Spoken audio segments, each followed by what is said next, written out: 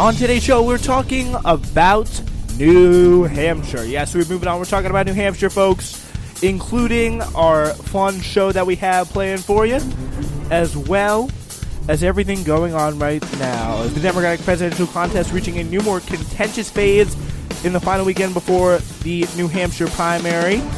Senator Bernie Sanders of Vermont and Mayor Pete Buttigieg of South Bend, Indiana, the two victors from the Iowa caucus, are also leading in the New Hampshire polls as the rivals try desperately to topple him, as clashes between Biden and Buttigieg break out, Buttigieg and Sanders, and Elizabeth Warren trying to get back in the game as well. But mostly, Buttigieg is the one kind of getting slammed from all sides here. Sanders as well, he's getting some attacks from both Biden and Bernie, but it looks like Biden and Buttigieg, but it looks like right now the guys are really going after each other.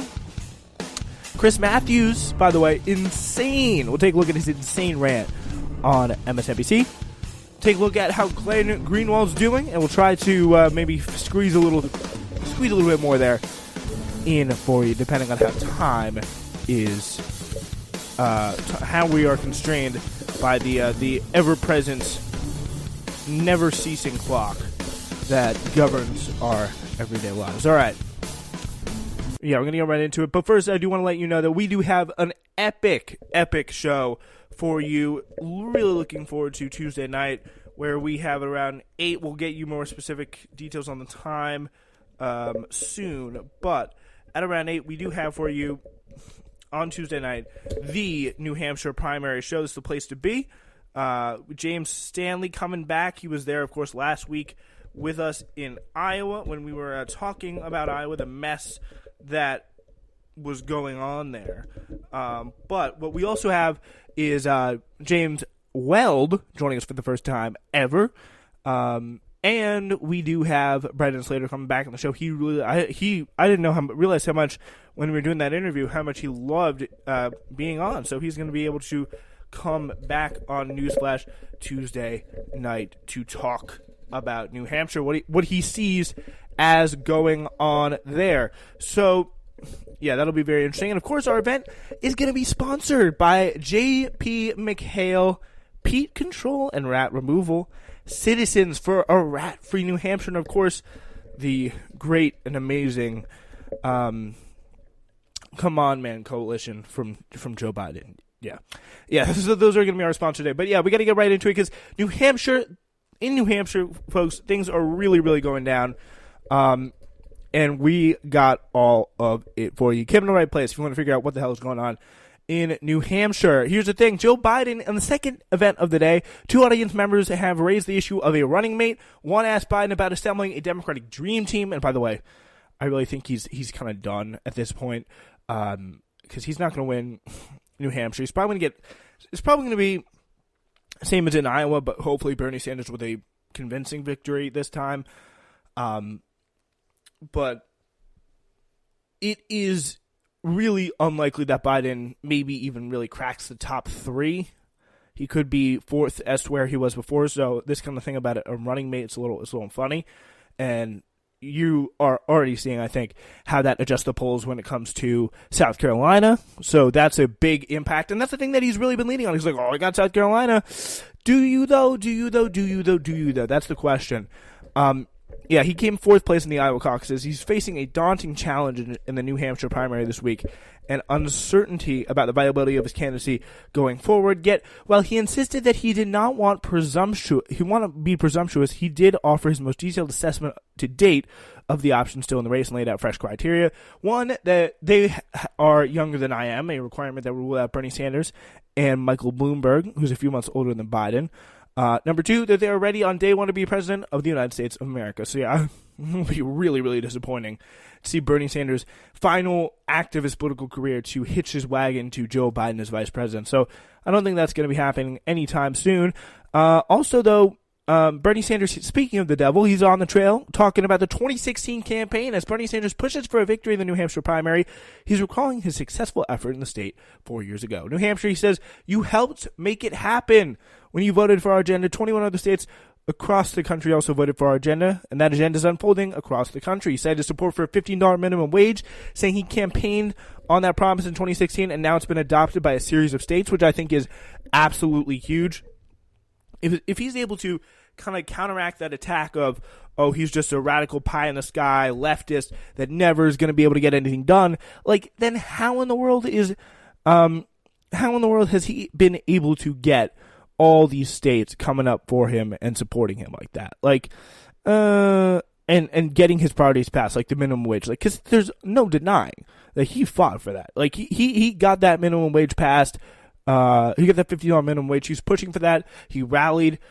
He focused, I think, most specifically on Disney and Amazon for $15 minimum wage, kind of going across for countries, for different companies there, which I think is a fine strategy either way you cut it. But it is a very, very important case, I think, for him to make. But he's now leader in the 2020 primary race. Sanders, he encouraged voters to remember the underdog spirit of his last presidential bid, even when he touted what he sees as a victory in Monday's Iowa caucuses, which is, again, still up for dispute. We'll get to that. What our campaign is essentially asking is, why not? He said, why not? And, of course, Joe Biden, being Joe Biden, taking the credit there for the unity in the primary. He, just a day earlier, lashed at Pete Buttigieg in his resume in sharply personal terms. On Sunday, he struck a vastly different tone as he sought to take credit for the ongoing discussion of Democratic Party unity in the primary. And do I even have to play for you that ad? I'm sure we have to get to this. Maybe you've seen this. If you've been on Twitter, political Twitter at all, especially Democratic Twitter, check out this ad that he did. He played. It's about a minute and a half or so. This is what he did. He just absolutely ethered Mr. Mayor Pete Buttigieg in this ad. Barack Obama called Joe Biden best vice president America's ever had. But Pete Buttigieg doesn't think much of the vice president's record. Let's compare. When President Obama called on him, Joe Biden helped lead the passage of the Affordable Care Act, which gave health care to 20 million people. And when parkgoers called on Pete Buttigieg, he installed decorative lights under bridges, giving citizens of South Bend colorfully illuminated rivers. Both Vice President Biden and former Mayor Buttigieg have taken on tough fights. Under threat of a nuclear Iran, Joe Biden helped to negotiate the Iran deal. And under threat of disappearing pets, Buttigieg negotiated lighter licensing regulations on pet chip scanners. Both Vice President Biden and former Mayor Pete have helped shape our economy. Joe Biden helped save the auto industry, which revitalized the economy of the Midwest, and led the passage and implementation of the Recovery Act, saving our economy from a depression. Pete Buttigieg revitalized the sidewalks of downtown South Bend by laying out decorative brick. And both Biden and Buttigieg have made hard decisions. Despite pressure from the NRA, Joe Biden passed the assault weapons ban through Congress. Then, he passed the Violence Against Women Act. And even when public pressure mounted against him, former Mayor Pete fired the first African-American police chief of South Bend.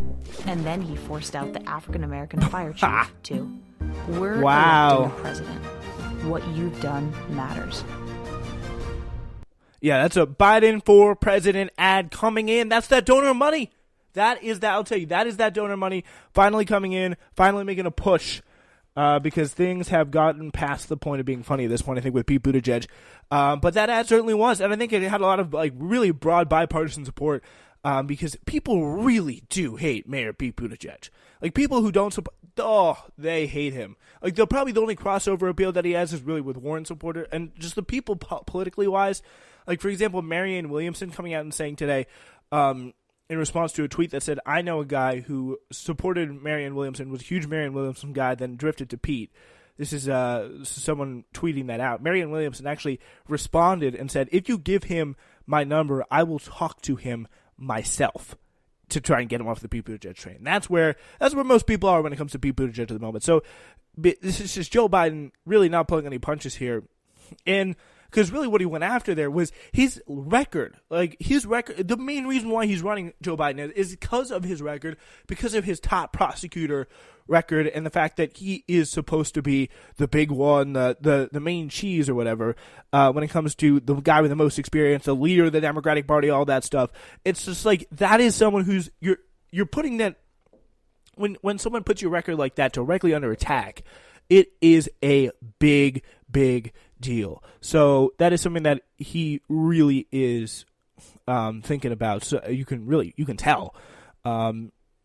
He says, quote, "If I've done nothing else, I've got the entire cast running for the President of the United States on the Democratic side. We have to unify the country." Well, remember, just 3 months ago, we can't unify the country. Biden's pipe dreaming. Again, unifying the country and unifying the Democratic Party is not going to be achieved by, A, saying that, oh, the Democratic primaries were rigged. We're not really sure that we can accept the results of the Democratic primary. Simone Sanders saying that on CNN. This is his advisor that we played for you, I believe, in the last show.